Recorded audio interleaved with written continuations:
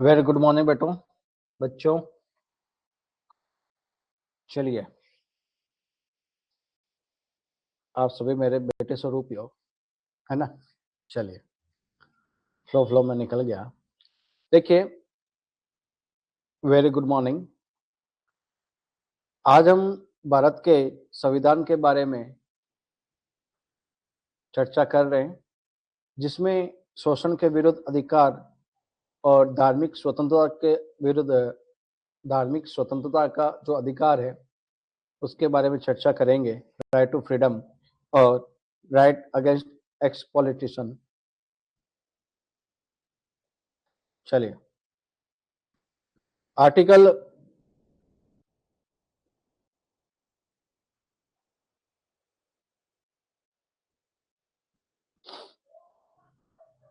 23, 24, article 25 से 28। ठीक है, चलिए।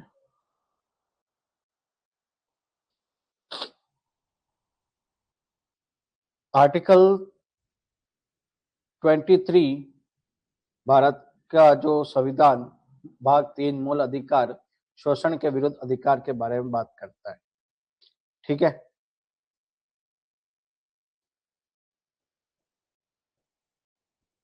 मानव के दुर्व्यापार और बलात्संग का जो प्रतिषेध है, इंग्लिश वाले बच्चों के लिए भी prohibition of traffic in human being and force labour, right against exploitation, traffic in human beings and beggar and other similar from forced labor are prohibited, and any contravention of his provision shall be an offense punishable in accordance with law। यानी मानव का दुर्व्यापार जो बेगार या इसी प्रकार के अन्य बलात्संग जो प्रतिषेध किए गए हैं, ठीक है, तो आर्टिकल 23 के तहत वो क्या माना जाएगा, व्यक्ति को राज्य एवं प्राइवेट व्यक्ति के विरुद्ध क्या किया जाएगा, उसको प्रोटेक्ट करेगा, उसको संरक्षण प्रदान करने का उसका कर्तव्य रहेगा। आर्टिकल 23 क्लोज 1 में मानव का दुर्व्यापार और एक तो ह्यूमन बीइंग के बारे में, ठीक है, दूसरा इसमें बताया है कि अन्य कोई भी बलात्संग है उसके बारे में होगा, अदर सिमिलर ऑफेंस। ठीक है,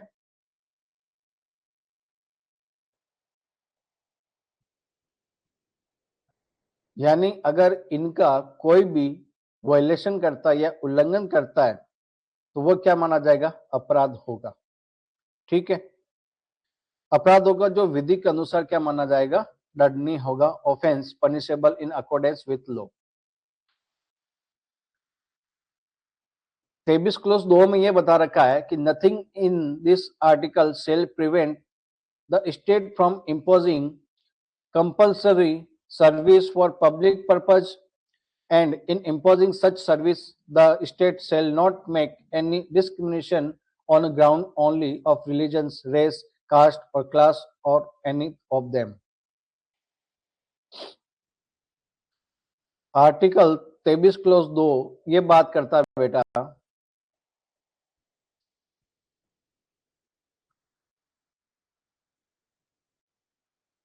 ये लीजिए और थोड़ा सा जूम कर देता हूं। आर्टिकल आर्टिकल 23 क्लोज 2 में अनुच्छेद कि कोई भी बात राज्य को सार्वजनिक प्रयोजन के लिए अनिवार्य सेवा अधिरोपित करने में निवारित नहीं करेगी। ऐसी सेवा अधिरोपित करने में राज्य केवल धर्म, मूलवंश, जाति, वर्ग इनमें से किसी के आधार पर भी कोई भी विभेद नहीं करेगा। ये बात कहता है आर्टिकल आपका 20 क्लोज 3। ठीक है, यानी किसी व्यक्ति को आप अगर रिजनेबल पारिश्रमिक दिए बिना अगर कैदियों से काम करवाते हो तो आर्टिकल 23 का उल्लंघन होता है। ठीक है, किस बात बताई गई थी,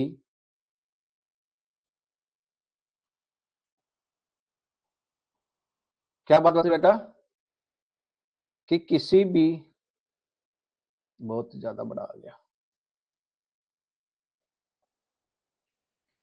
किसी व्यक्ति, अब किसी व्यक्ति में कोई भी हो सकता है, ठीक है, और वो उसको उचित पारिश्रमिक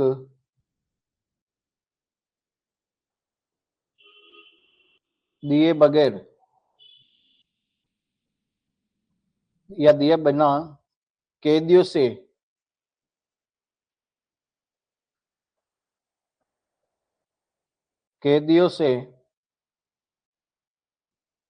काम कराना,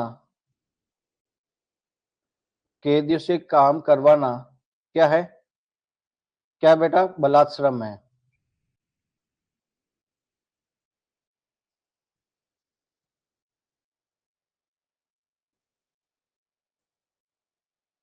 और ये आर्टिकल 23 का क्या करता है? वायलेशन करता है। अब ये जो बात बताई गई थी ना, किस बात में बताई थी? आप लिखें दीना वर्सेज यूनियन ऑफ इंडिया 1983 का बात है बेटा, ठीक है। तो 23 में आप ये केस लिखेंगे कि किसी भी व्यक्ति, जो कोई भी हो सकता है, कि उसको अगर उचित पारिश्रमिक दिए बिना अगर कैदियों से काम कराया जाता है तो वह बलात्सम के अंतर्गत आएगा, बेगार के अंतर्गत आएगा, और वो आर्टिकल 23 का वायलेशन करेगा। ये आपके दीना वर्सेस यूनियन ऑफ इंडिया 1983 में बात कही गई थी बेटा, ठीक है, समझ में आया? अब 24 ये कहता है कि कारखानों आदि में बालकों के नियोजन का प्रतिषेध। क्या कहता है 24? क्या कहता है बेटा?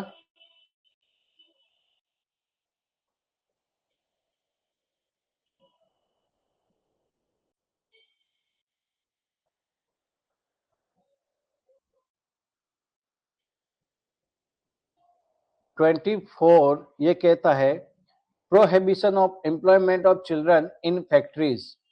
अगर वो कारखानों में क्या करता है कि उसको संकटपूर्ण स्थिति में हो, अगर किसी बालक को अपन क्या करते हैं कि संकटपूर्ण नियोजन में लगा देते हैं, ठीक है, तो वहां पर उसको क्या किया जाएगा?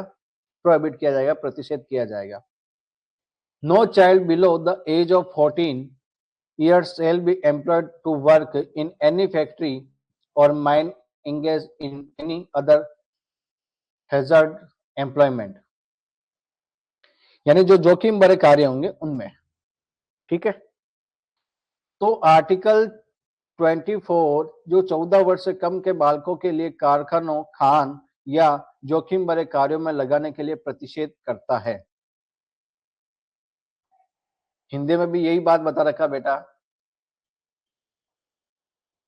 कि 14 वर्ष से कम आयु के किसी भी बालक को किसी कारखाने, खान में काम करने के लिए नियोजित नहीं किया जाएगा, अन्य किसी परिसंकट में नियोजन में नहीं लगाया जाएगा, ठीक है। तो आप इसमें अगर 14 वर्ष के आयु के बालकों को किसी भी कारखाने में या खान में नियोजित नहीं किया जाएगा, तो ऐसे बालक को संरक्षण के लिए मार्गदर्शन सहित जो आपके प्रिस्क्राइब किया गया था, वो आपके एमसी मेहता वर्सेस तमिलनाडु राज्य, क्या केस था? एमसी मेहता वर्सेस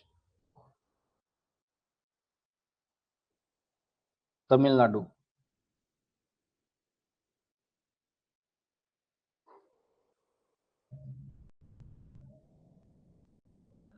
ठीक है। अब इस वाद में यही बताया कि भाई 14 ईयर के जो भी बच्चे होंगे उनको क्या किया जाएगा? प्रोहिबिट किया जाएगा फॉर एम्प्लॉयमेंट, ठीक है, जो फैक्ट्री में लगाया जा रहा है। समझ में आ गई बात?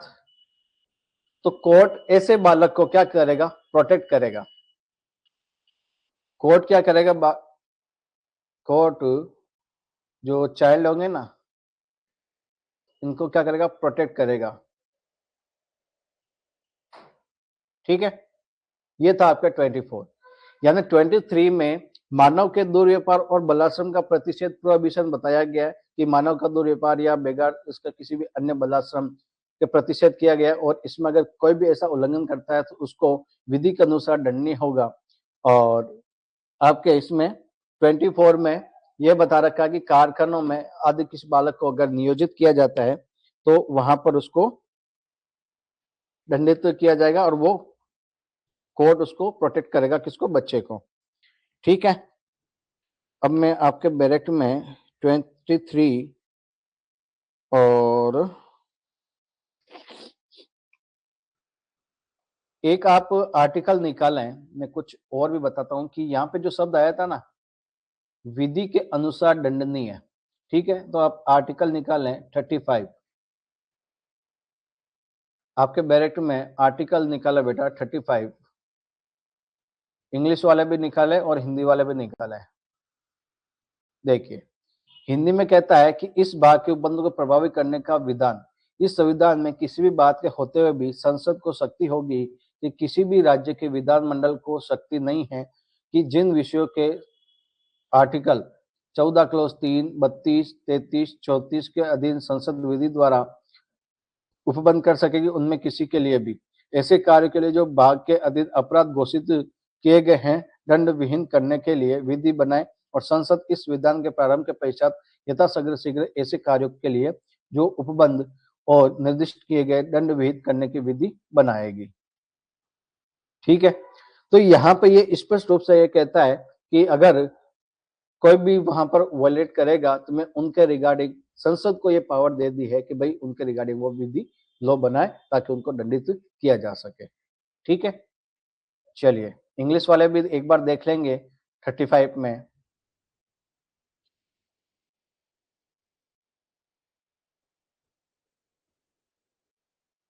देखिए बेटा, legislation to give effect to the provision of this act, notwithstanding anything in this constitution, ये बात करता है parliament shall have and legislature of state shall not have power to make laws with respect to any of the matters which under clause 3 article 16 article 16 clause 3 of article 32 article 33 and article 34 may be provided for by laws made by parliament, for prescribing punishment for those acts which are declared to be offences under this part, and parliament shall as soon as may be after the commencement of the constitution make laws for prescribing punishment for the act referred to in subsection clause 2। ठीक है, तो उनके लिए वो क्या कर सकता है, पनिशमेंट कर सकता है। चलिए, तो आर्टिकल 23 और 24 को हम को रिलेट करेंगे आर्टिकल 35 के साथ में। ठीक है, समझ में आया बेटा कुछ, या ऊपरा ऊपरी चला गया? चलिए, वेरी गुड, तो यहां तक समझ में आ गया? ओके, वेरी गुड बेटा। चलिए, अब जो नेक्स्ट आर्टिकल आपके बीच में आ रहा है वो धर्म की स्वतंत्रता के अधिकार के यानी धार्मिक स्वतंत्रता के बारे में, right to freedom of religions के बारे में बात करेगा, जो कि आपके आर्टिकल 25 से लेकर 28 तक आता है बेटा। यानी भारत का जो संविधान है, यानी जो भारतीय संविधान है, भारत में पंथ निरपेक्ष राज्य की स्थापना करता है, ऐसी बात करता है, और ये सभी व्यक्तियों पर क्या होता है, समान रूप से धार्मिक स्वतंत्रता की गारंटी देता है, यह भी एक बात कहता है। पंथ निरपेक्ष, हाँ जी,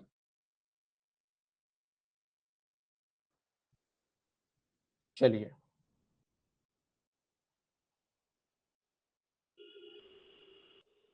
ठीक है, तो पंथ निरपेक्ष क्या है? पंथ निरपेक्ष क्या है? कौन बताएगा?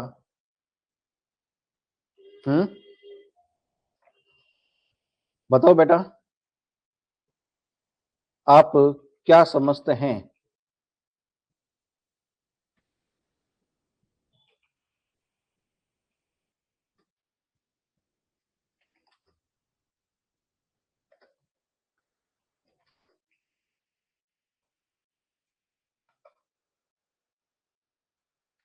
बताइए बेटा, बताइए। सेकुलर स्टेट, सेकुलर का मतलब क्या समझते हो आप? देखिए, secular state is one that does not favor or discriminate against any religions and treats all religions equally. वो क्या करेगा? ट्रीट करेगा इक्वली, यानी राज्य किसी भी राज्य किसी भी धर्म के साथ में पक्षपात नहीं करेगा, यानी वो एक बैलेंसिंग बना के रखेगा, न्यूट्रल, जो टुवर्ड्स ऑल रिलीजन्स के साथ में रहेगा। तो हम कह सकते हैं कि India is a secular country, Bharat एक पंथ निरपेक्ष देश है। ठीक है, तो यहाँ पर आर्टिकल 25 से लेकर 20 जो 8 के अंतर्गत जो बातें बता रखी है, ठीक है, तो मैं secular means the state no official religions and treats all religion equally, ये बात कहता है आपके पंथ निरपेक्ष सेक्युलर के बारे में, जो कि आपके धर्म को मानना, आचरण करना, प्रचार करने की स्वतंत्रता, जो कि आपके आर्टिकल 25 है, freedom of profess, practise and propagate religions के बारे में बात करता है। यानी ये बात करता है जो आपके पब्लिक ऑर्डर के बारे में हो सकता है, मॉरलिटी के बारे में हो सकता है, हेल्थ के बारे में हो सकता है। ठीक है, एक केस इसमें आप, हाँ, state of MP versus Rev Stainislaus के बारे में एक केस था, मैं आपको बताता हूं। चलिए, मैं कुछ और बातें बताता हूं आपको इसके बारे में ना। चलिए, कहाँ चला गया बेटा? ये है हमारा,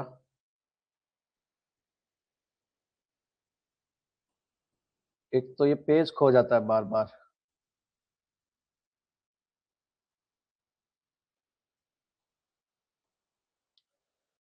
हम कहाँ थे? यहीं पे समझा देता हूँ। चलो देखो, फिर आगे चलेंगे, लेकिन एक बार मैं आपको यहाँ पे कुछ बातें समझा देता हूँ। हमने अभी एक शब्द है पंथ निरपेक्ष,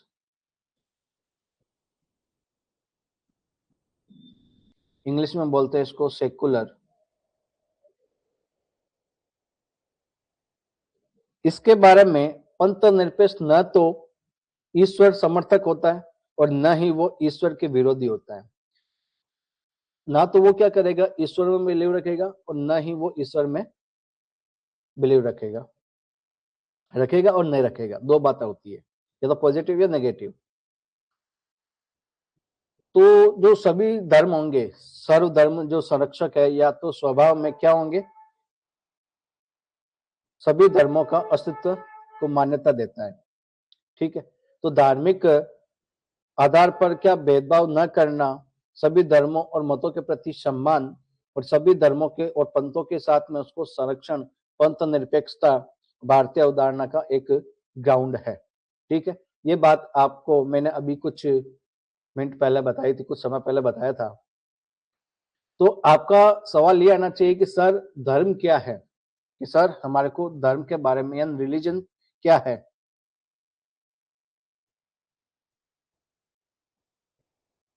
सर ये भी समझाइए।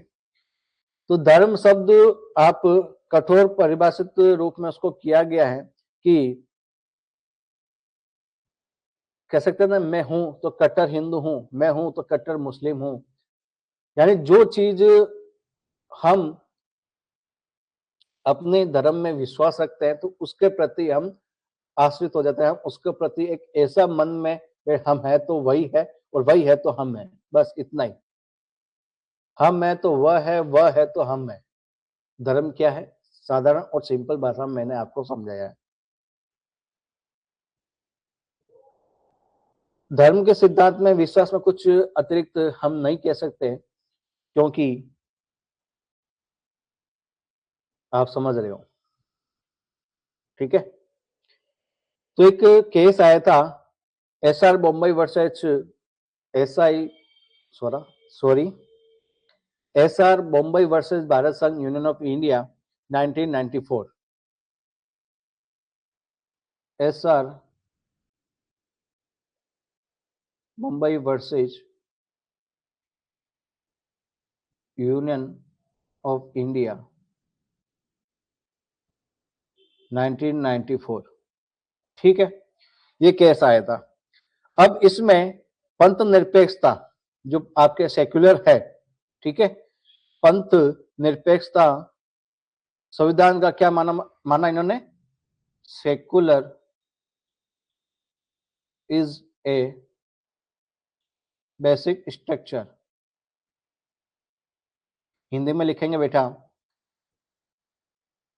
पंथ निरपेक्ष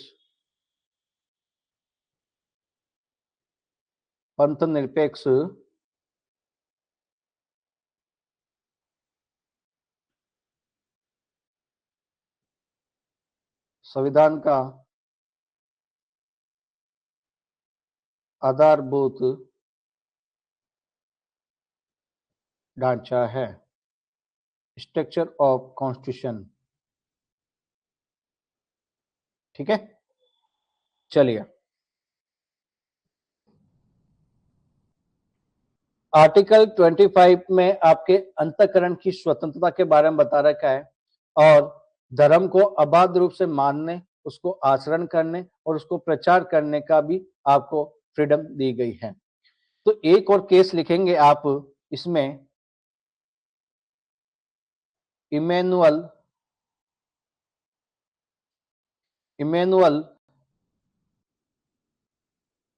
वर्सेस केरल राज्य 1986, ठीक है। इसमें यह कहा कि जो आपके फ्लैग है, सॉरी, राष्ट्रगान, नेशनल एंथम,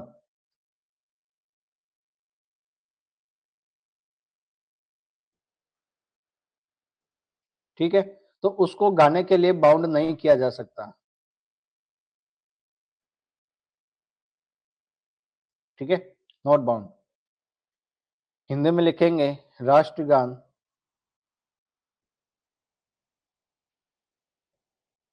गाने के लिए बाध्य नहीं होगा, ठीक है। यदि उसका धार्मिक विश्वास ऐसा करने की अनुमति नहीं देता है तो वो राष्ट्रगान नहीं गाएगा, बाध्य नहीं किया जाएगा। हम धर्म की स्वतंत्रता के बारे में बात कर रहे थे, जो सामाजिक यानी सोशल आपके सेटलमेंट के रूप में हो सकती है, सदाचार के रूप में, गुड फेथ के रूप में हो सकती है, पब्लिक हेल्थ के रूप में हो सकती है, इंटरेस्ट के रूप में होना चाहिए। समझ में आएगी बात? दूसरा, धर्म से अगर आप रिलीजन से उसका कनेक्शन है तो वो इकोनॉमिकली, फाइनेंशियली और पॉलिटिकली, यानी आर्थिक, वित्तीय और राजनीतिक क्रियाओं का विनियमन होना चाहिए, ठीक है, क्या नहीं होना चाहिए? यानी होना चाहिए, धर्म से उसका रिलेशन होना चाहिए, आर्थिक रूप से हो, वित्तीय रूप से हो और राजनीतिक विनियमन होना चाहिए कि उसका वही हम सुधार कर सके, परिवर्तन कर सके। फिर आता है समाज कल्याण, यानी जो वेलफेयर स्कीम होती है, सोशल वेलफेयर हो गया या सोशल आपके इम्प्रूवमेंट, सुधार हो गया, डेवलपमेंट वगैरह हो गई, वो सारी चीजें आप इसमें इंक्लूड मेंशन कर सकते हो। समझ में आ गई बात है? अब जो हमारा डायरेक्ट क्या कहता है उसके बारे में हम समझते हैं, ठीक है। देखिए, freedom of freedom of conscience and free profession, practice and propagation of religions subject to public order, morality, health, and to other provision of this part. All persons are equally entitled to freedom of conscience in the right freely to process and practice and propagate religions. Nothing in this article shall affect the operation of any existing law or prevent the state from making any law. तो यानी वो क्या करेगा, law बना सकता है कौन, state. Regulation or restriction any economic, financially, politically, other secular activity which may be associated with religious practice. तो जो हमने अभी इंग्लिश के अंदर समझा था वो आपके 25 इंग्लिश में मैंने अभी आपको रीड किया है. ठीक है, चलिए फिर आपके आता है आर्टिकल 26 जो व्यक्ति को धार्मिक कार्यों के लिए मैनेजमेंट की स्वतंत्रता फ्रीडम देता है.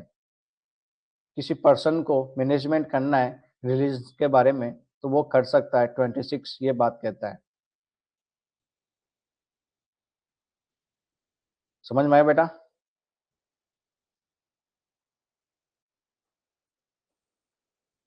ट्वेंटी सिक्स कहाँ चला गया, ये रहा. धार्मिक कार्यों के लिए प्रबंध की स्वतंत्रता. लोक व्यवस्था, सदाचार और स्वास्थ्य के अधीन रहते हुए प्रत्येक धार्मिक संप्रदाय उसके लिए अनुभाग को धार्मिक और पूर्त प्रयोजनों के लिए संस्थाओं की स्थापना कर सकेगा, इंस्टीट्यूशन की इस्टेब्लिश कर सकेगा, पोषण का कार्य कर सकता है. 26B में धर्म विषय कार्यों का मैनेजमेंट कर सकता है. मूवेबल इमूवेबल प्रॉपर्टी को एक्वायर कर सकता है, ओनरशिप हो सकता है. ऐसी भी प्रॉपर्टी को विधि के अनुसार उसका प्रशासन एडमिनिस्ट्रेशन करना होता है, उसका राइट होगा. ठीक है, तो यहां तक आपको 26 तक को दिक्कत हो तो वो बताएं.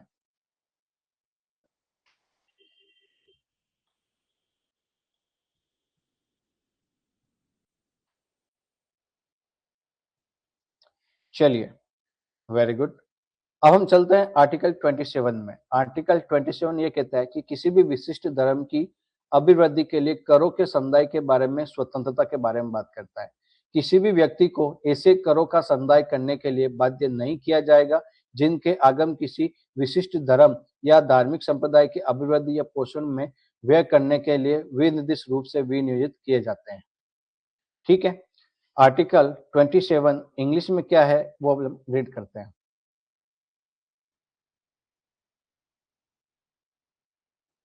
आर्टिकल 26 मैंने बताया था बेटा, establish or maintain institution or religious or charitable purpose, manage own affair and matters of religions, own and acquire movable or immovable property, administer such property in accordance with law. ये मैंने आपको 26 में बताया था. हम बात कर रहे थे 27 की. तो 27 आपके ये बात करता है freedom as to payment of taxes for promotion of any particular religions. No person shall be compelled to pay any tax to proceed which are specifically appropriated in payment of expenses for the promotion or maintenance of any particular religions or religious denomination. ठीक है, तो वो वहां पे क्या करेगा कि कोई भी व्यक्ति किसी भी विशेष धर्म में या संप्रदाय की उन्नति के लिए कर देने के लिए बाउंड नहीं किया जाएगा. कोई भी व्यक्ति, फिर से सुन लीजिए, कोई भी व्यक्ति किसी भी स्पेशल धर्म में या संप्रदाय की उसकी उन्नति के लिए, उत्थान के लिए, ठीक है, स्पेशल, हाँ, तो वो प्रमोशन या मेंटेनेंस के लिए किसी भी तरह का कर देने के लिए उसको बाउंड, टैक्स देने के लिए उसको बाउंड नहीं किया जा सकता. 27 समझ में आ गया. अब बात करते हैं सेक्शन आर्टिकल 28 की.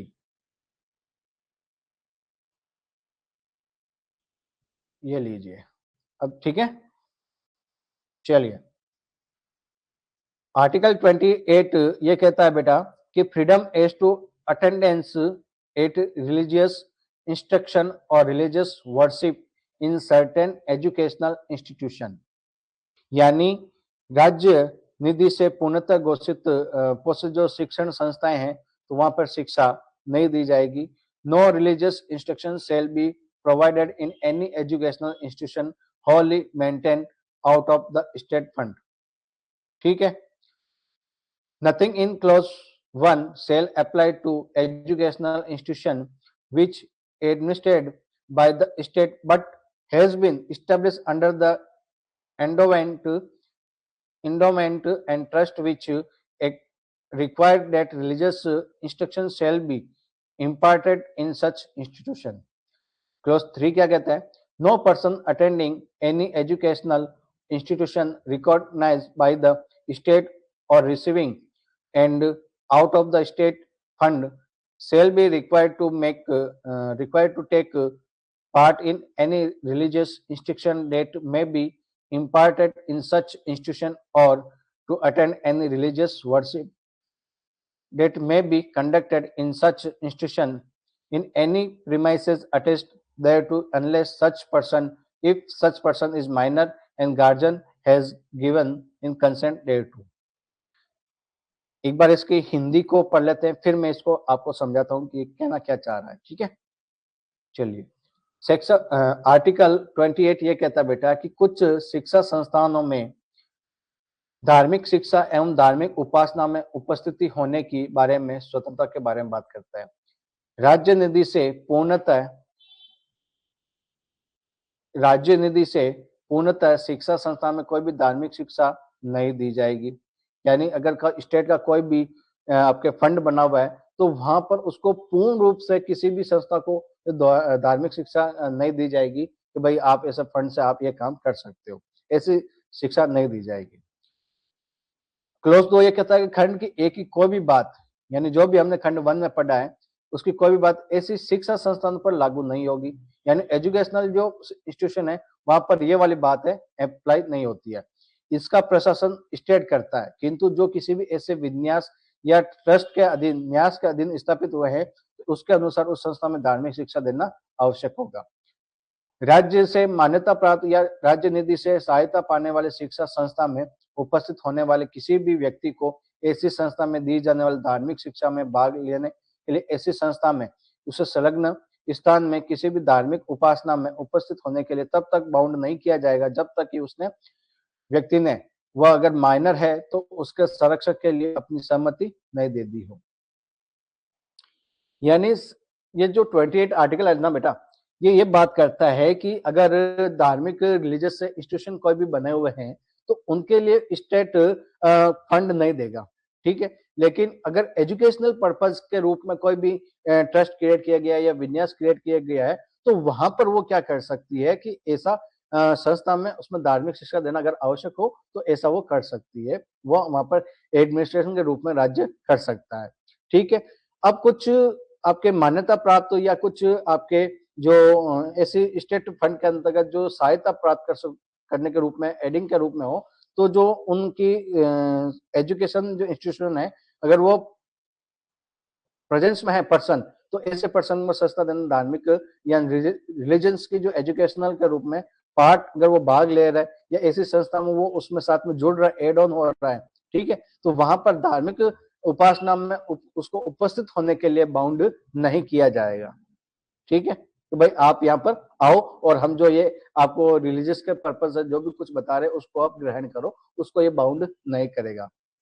ठीक है, कौन? जो ये एजुकेशनल या जो आपके ये संस्थानें बनी हुई है तो उनको ये बाउंड करने का कोई भी राइट नहीं होगा कि अदर पर्सन को ये बाउंड करे. ठीक है, अगर माइनर उस व्यक्ति ने अगर माइनर है और वो उसको जो गार्जियन है तो उसकी सहमति नहीं दे रहा है तो वो भी उसको नहीं ले जाएगा या नहीं वहां पर उसको जाएगा. तो ये 28 समझ में आया नहीं आया बेटा? यानी 28 में एक बार फिर से आपको समझा देता हूं कि स्टेट फंड से तो पोषित नहीं किया जाएगा, धार्मिक शिक्षा नहीं दी जाएगी, लेकिन उसमें एक प्रोविजो डाल दिया क्लोज 2 के रूप में कि ऐसी शिक्षा संस्थान पर लागू नहीं होगा जो जिसका प्रशासन स्टेट खुद करता हो. ठीक है, किंतु बट इन्होंने एक और बात कही कि किसी भी विन्यास या न्यास से के अधीन कोई स्थापित हुआ है तो उसके अनुसार संस्था में धार्मिक शिक्षा देना वहां पर आवश्यक होगा. ये बात आपके 28 बात करता है. अब समझ में आ गई बेटा?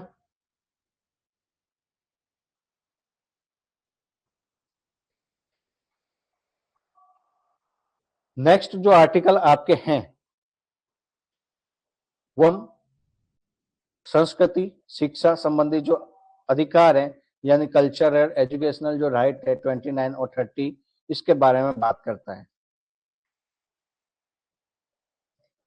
ठीक है, कर लें, अगर आपका परमिशन हो तो कर लें बेटा। चलिए देखिए 29 आर्टिकल ये कहता है कि अल्पसंख्यक वर्गों के हितों का संरक्षण प्रोटेक्ट किया जाएगा। ठीक है, यानी जो माइनॉरिटी के बारे में बात करता है ये protection of interest of minority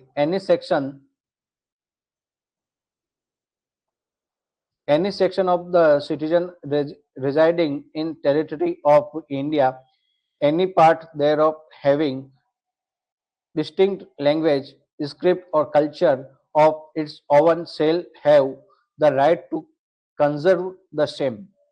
No citizen shall be denied admission into any educational institution maintained by the state or receiving out of the state fund on the ground on the religions, race, caste, language or any of them.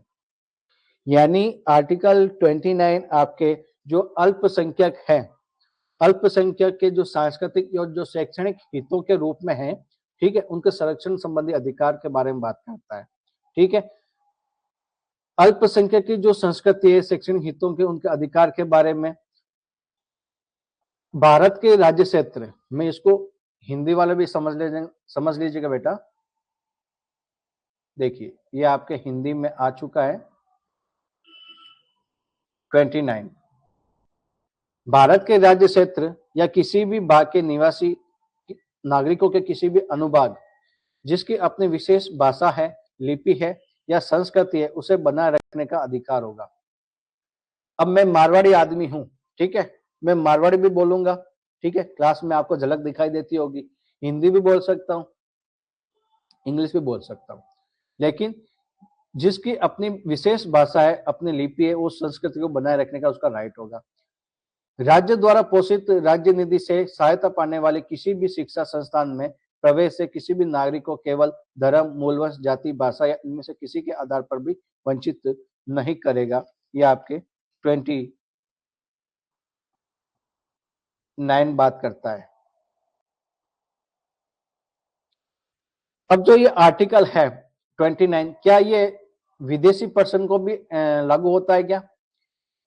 आपके comment box में comment आने चाहिए, क्या ये abroad person के रूप में लागू हो सकता है क्या? बताइए।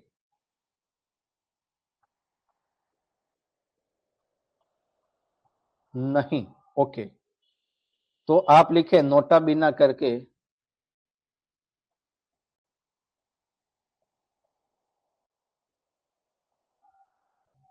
आर्टिकल 29 केवल भारत के नागरिक को प्राप्त है।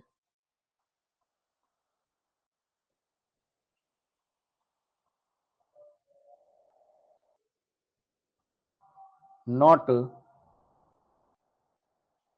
Foreign person. ठीक है, Indian citizen, apply to Indian citizen not foreign person. चलिए चलिए, अब आपका जो आर्टिकल 29 का क्लोज 2 और आर्टिकल 15 क्लोज 1, क्या उसमें सिमिलरिटी है क्या? देखिए इन्होंने धर्म, मूलवंश, जाति, भाषा इनमें से किसी भी आधार पर वंचित नहीं किया जाएगा, ये बात करता है। ठीक है, अब मैं यहाँ पर आपकी जो 29 की एक बात है यहाँ पर लिख देता हूं, नोट लगाकर आप लिख लेना। आर्टिकल 15 क्लोज 1 व आर्टिकल 29 क्लोज 2, ठीक है,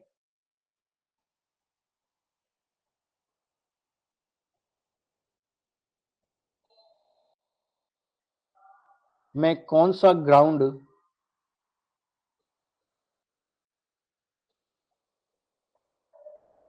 नहीं आया है बेटा। बताइए भाई, धर्म आ गया, मूलवंश आ गया, जाति आ गई, भाषा आ गई, इनमें से किसी के आधार पर वंचित नहीं किया जाएगा, ये बात करता है। अब इसमें कौन सा ग्राउंड नहीं लिखा है अभी तक, यानी जेंडर को नहीं लिखा है, लिंग।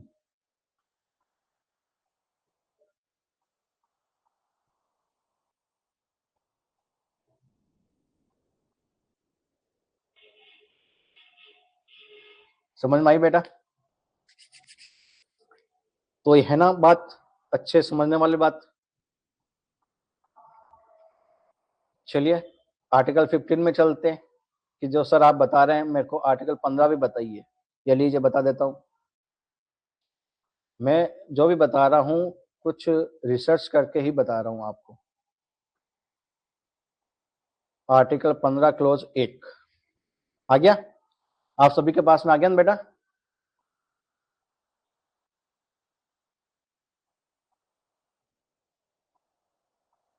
मैंने तो इसलिए किया है कि हर एक पॉइंट आपको पढ़ा सकूं। मैंने अभी बात की थी आर्टिकल 15 क्लोज 1। अब इसमें देखिए, धर्म, मूलवंश, जाति, लिंग, जन्म स्थान या इनमें से किसी के आधार पर कोई भी विभेद नहीं किया जाएगा। ठीक है, ये शब्द जो है वो वहां पर नहीं आ रहा। कहां पर? 29 की जो लैंग्वेज है वहां पर नहीं आ रहा।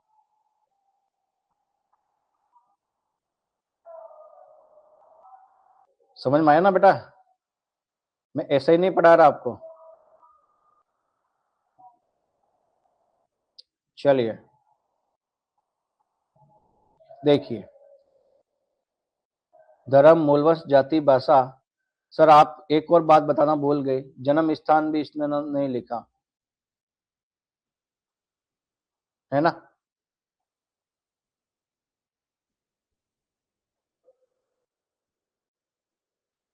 देखिए जन्म स्थान भी इन्होंने नहीं लिखा है।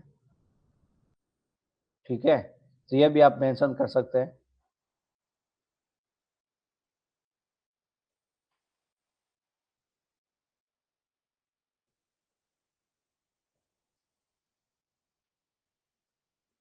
Birth palace. ठीक है, चलिए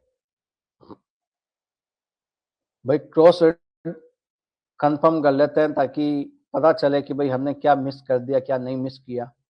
ठीक है, ये लीजिए हिंदी वाले बच्चे भी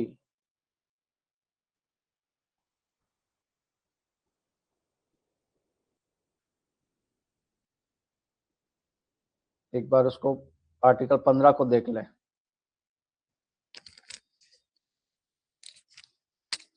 चलिए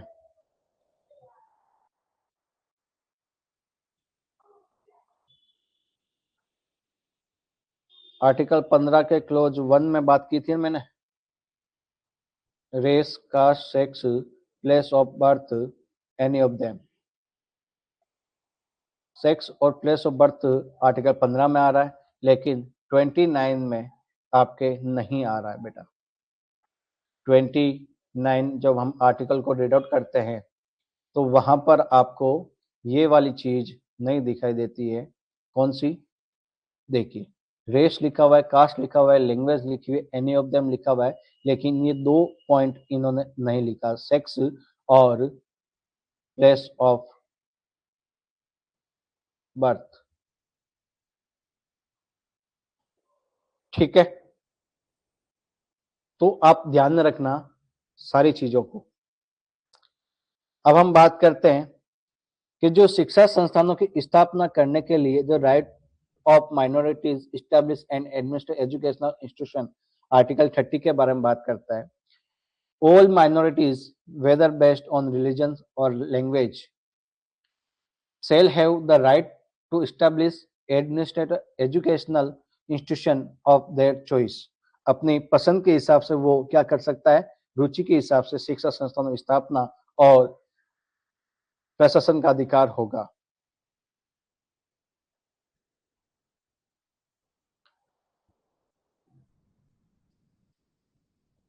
1A क्या कहता है बेटा?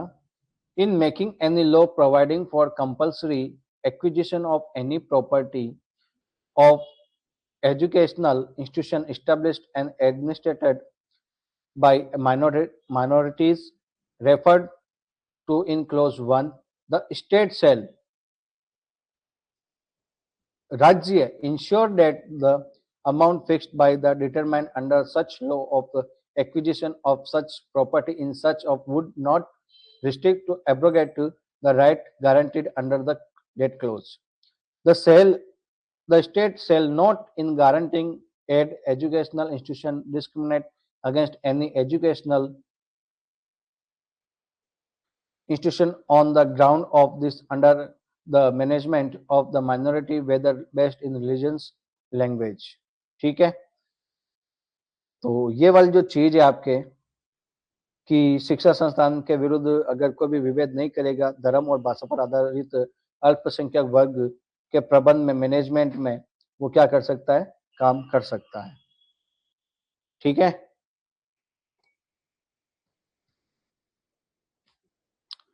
अब मैं आपको इसके रिगार्डिंग कुछ केस लिखवा देता हूं 30 के, और पहले मैं आपको कुछ हिंदी के बातें बता देता हूं, है ना। तो हिंदी वाले कहेंगे कि सर हमारे को नहीं पढ़ाया। 30 आर्टिकल ये कहता है कि शिक्षक संस्थानों की स्थापना और प्रशासन का करने का अल्पसंख्यक वर्गों का अधिकार, धर्म या भाषा पर आधारित सभी अल्पसंख्यक वर्गों को अपनी रुचि की शिक्षा संस्थानों स्थापना और प्रशासन का राइट होगा। ठीक है, खंड 1 में निर्दिष्ट किसी भी अल्पसंख्यक वर्ग द्वारा स्थापित और प्रशासित शिक्षा संस्थान की संपत्ति को अनिवार्य अर्जन के लिए उपबंध करने वाली विधि बनाते समय राज्य ये सुनिश्चित करेगा कि संपत्ति का अर्जन की ऐसी विधि के द्वारा नियत या उसके अधीन अवधारित जो रकम इतनी हो कि उस खंड के अधीन प्रत्याभूत अधिकार निर्बंधित और निराकृत न हो जाए। शिक्षा संस्थानों में सहायता देने में राज्य किसी भी शिक्षा संस्थान के विरुद्ध इस आधार पर विवाद नहीं करेगा कि वह धर्म भाषा पर आधारित किसी भी अल्पसंख्यक वर्ग के बारे में प्रबंध है। ठीक है, आर्टिकल 31 को संपत्ति का अनिवार्य अर्जन को रिपील कर दिया 44वें संविधान संशोधन के द्वारा, जो कब हुआ था 20/6/1979 से इसको रिपील कर दिया गया है। अब उसको कहां ले गए, वहां पर 300 आर्टिकल के अंतर्गत। चलिए ये बात का विषय है, हम बात कर रहे थे आर्टिकल 30 में। आर्टिकल 30 में आप केस लिखिएगा बेटा, आर्टिकल 30 के केस। आर्टिकल 30 का केस, पहला केस लिखे आप TM pi foundation versus state of Karnataka.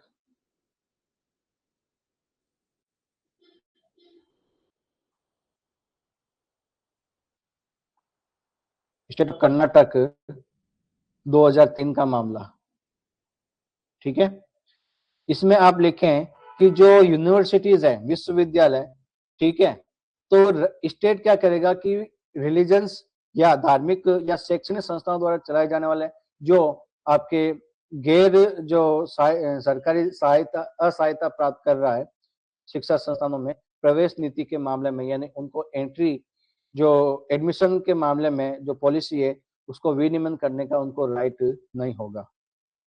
ठीक है, अब गैर सहायता प्राप्त निजी व्यवसायिक शिक्षा संस्थानों में आरक्षण की नीति लागू करने का जो आर्टिकल है 30 और 19 का 1G का उल्लंघन है। ठीक है, तो एक और केस आया था आपके PM इनामदार वर्सेस महाराष्ट्र राज्य, और उसमें यह स्पष्टीकरण किया कि जो इस बात में बताई था ना इस केस में, ठीक है, मैं ये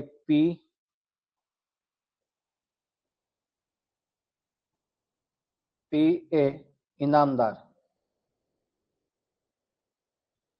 वर्सेस महाराष्ट्र, जो इस केस में बात बताई गई थी ना, तो वहां पर इस केस में क्या कहा, ये आपके अभिनिर्धारित किया यानी एक्सप्लेन किया। इस केस में जो कुछ बातें कमी रह गई थी वो इस केस में इन्होंने एक्सप्लेन किया कि कोर्ट रिजर्वेशन के मामले में रिजर्वेशन के सब्जेक्ट में कोई भी निर्णय नहीं दिया था। ऐसे शिक्षण संस्थानों में राज्य द्वारा आरक्षण का कोटा विहित करना उनकी स्वायत्ता पर गंभीर अतिक्रमण होता है। स्टेट द्वारा निजी शिक्षण संस्थानों में जो सीटों के आरक्षण को आर्टिकल 30 के अधीन विनियमित नहीं कहा जा सकता। राज्य निजी शिक्षण संस्थानों को स्थान या सीट आरक्षित नहीं कर सकता, यानी उसको रिजर्व सीट नहीं रख सकता। ये बात P A Inamdar versus Maharashtra राज्य में बात बताई गई थी। फिर एक और केस आया था बेटा 2005 में। कौन सा केस था? बाल पाटिल वर्सेस भारत संघ।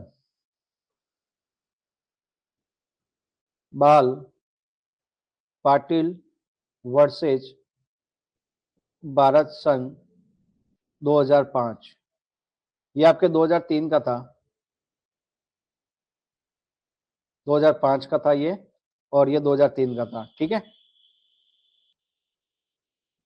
तो सुप्रीम कोर्ट ने यह कहा कि जो जैन समुदाय है,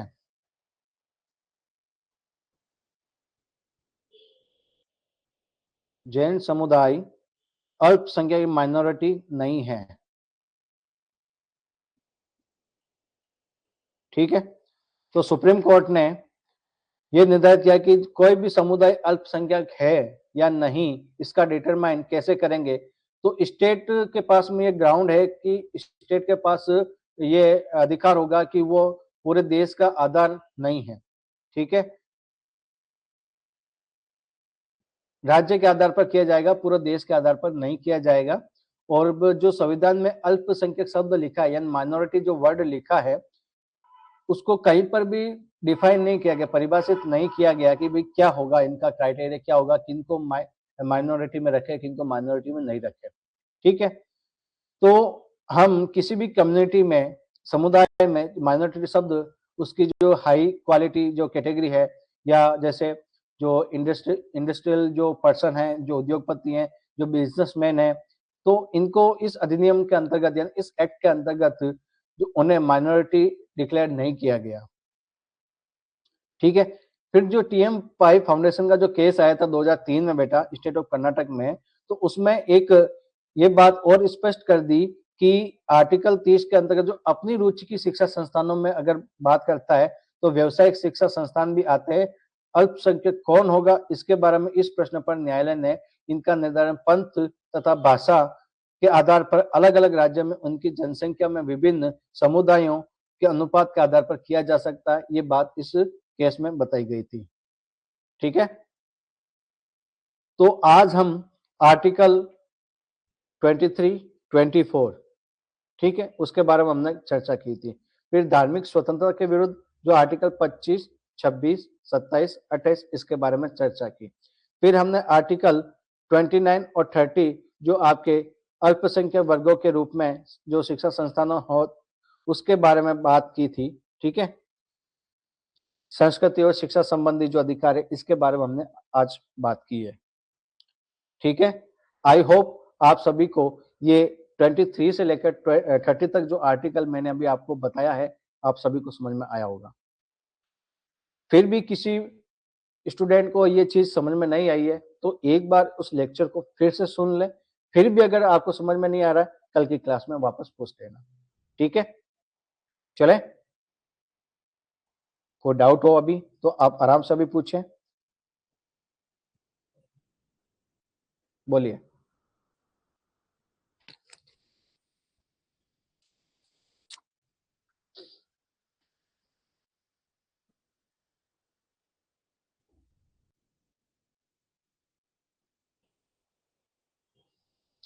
मेरा ये इसलिए चेक किया कि इसमें से हल्की सी बीप आई थी, तो मैंने कहा भाई क्या बात हो गई। चलिए, चले फिर। Okay, thank you so much बेटा, कल मिलते हैं ना।